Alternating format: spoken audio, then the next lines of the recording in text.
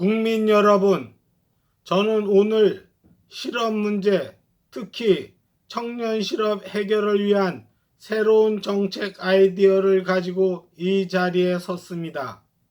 기업에는 대기업, 중견기업, 중소기업이 있습니다.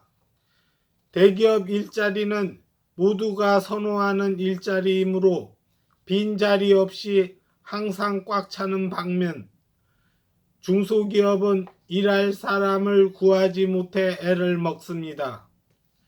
중소기업에는 일자리가 많은데 구직자, 특히 2030 청년 구직자들은 일자리가 남아도는 중소기업으로는 가고 싶어 하지 않습니다.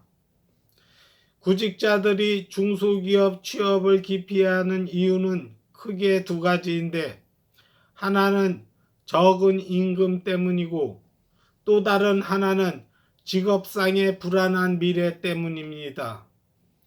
그렇다면 일자리 해법은 간단합니다. 적은 임금을 구직자들이 어느 정도 만족할 만한 수준으로 만들어주고 직업상의 불안한 미래에 대한 걱정이 들지 않도록 정부가 중소기업 고용을 위한 제도 설계를 잘하면 됩니다. 중소기업 고용을 위한 제도 설계는 정부, 기업, 구직자 모두가 만족하는 방향으로 설계합니다. 그 구체적인 내용은 다음과 같습니다. 1. 정부는 대기업, 중견기업, 건실한 중소기업들 중에서 국가적 일자리 정책에 동참해 줄 기업들을 최대한 많이 확보합니다. 그리고 정부는 실사를 통해 취업 권장 기업을 선정하고 양질의 일자리 순으로 등급을 나누어 기업을 분류합니다. 예를 들어 1등급에 해당하는 기업은 억대 연봉인 대기업 생산직이나 선호도가 높은 공기업 비사무직이 될 것이고, 그 밑으로 2등급, 3등급, 4등급으로 분류될 것입니다.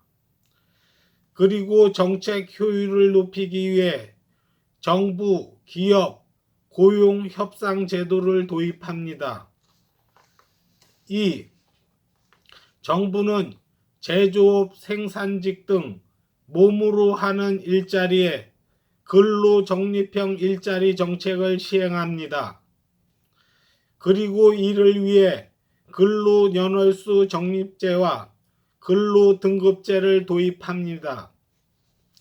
정부는 근로적립형 일자리를 신청한 2030 젊은 구직자에게 가능한 한 취업 권장 기업으로의 취업을 주선하고 근로적립 기록부를 만들어 근로연월차를 기준으로 근로등급을 매깁니다.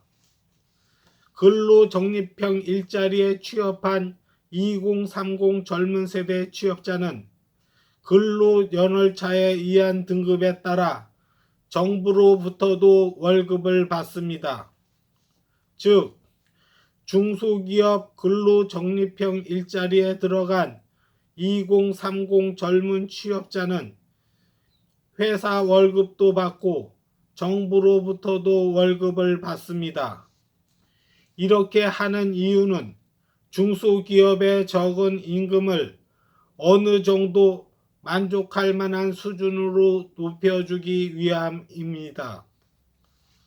근로적립형 일자리에 취업한 2030 젊은 취업자는 일정 근로연월수를 채우면 근로등급이 올라갑니다.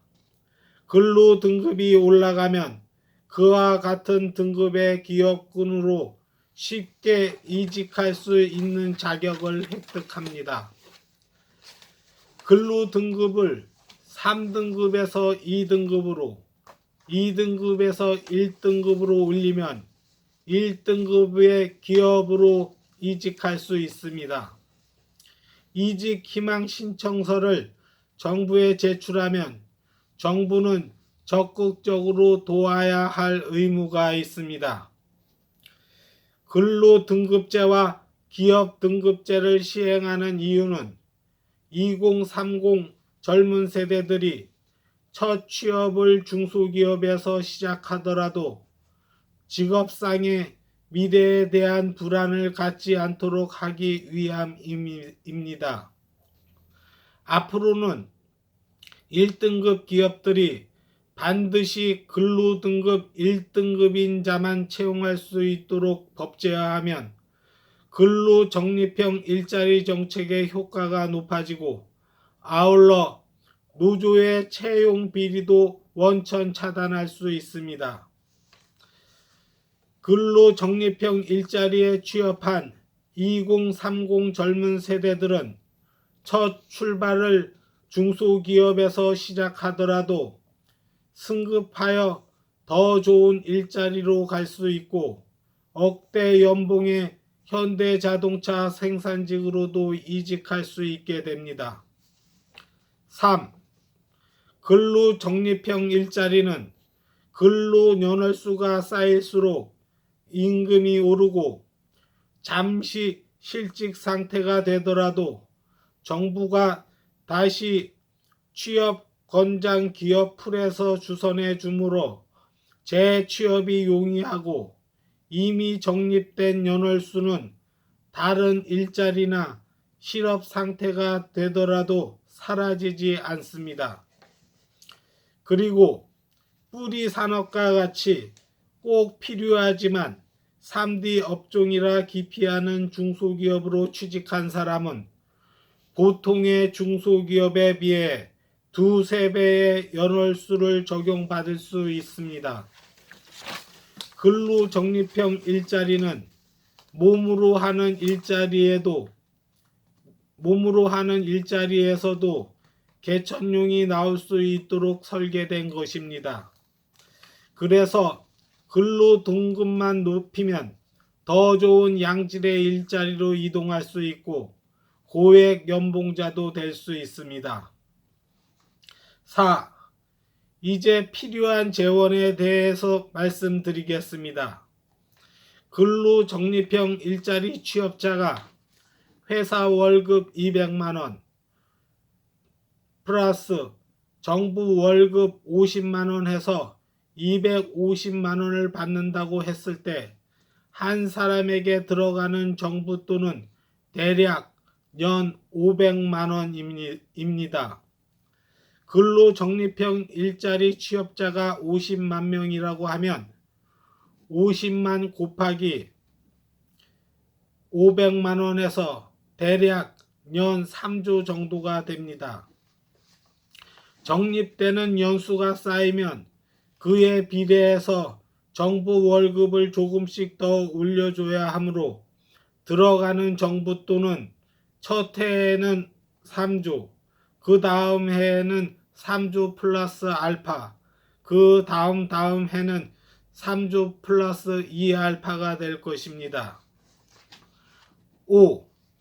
근로적립형 일자리 정책은 중소기업 입장에서는 일할 사람을 구할 수 있어서 좋고 정부는 고용률을 높여서 좋고 2030 젊은 구직자는 스스로 일해서 돈 벌 수 있는 직장인이 되는 것이기 때문에 기업, 정부, 구직자 모두가 만족할 수 있는 일자리 정책입니다. 또한 착실히 해서 돈을 모으면 결혼할 수 있으니 저출산 문제에도 많이 도움이 될 것이고 월급 받아 연금도 부을 수 있으니 국민연금 문제에도 도움이 될 것입니다.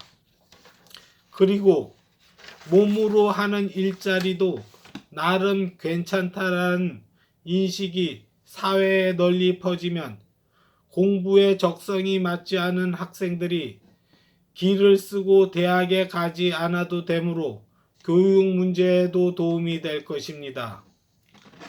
그리고 고액 연봉의 대기업 생산직 일자리를 노조가 독점할 수 없으니 채용 비리도 원천 차단할 수 있습니다. 또한 외국인 노동자를 덜 데려와도 되니까 그로 인한 사회적 문제도 많이 줄일 수 있습니다. 국민 여러분, 민주당 이재명 후보는 엄청난 나라 돈을 별 의미도 없는 기본소득에 쏟아 부으려고 하고 있습니다. 나라 돈은 귀하고 소중하게 쓰여져야 합니다. 적은 나라 돈을 쓰고도 청년 일자리 문제를 해결할 수 있는 유능한 국민의힘 윤석열 후보에게 투표해 주십시오. 감사합니다.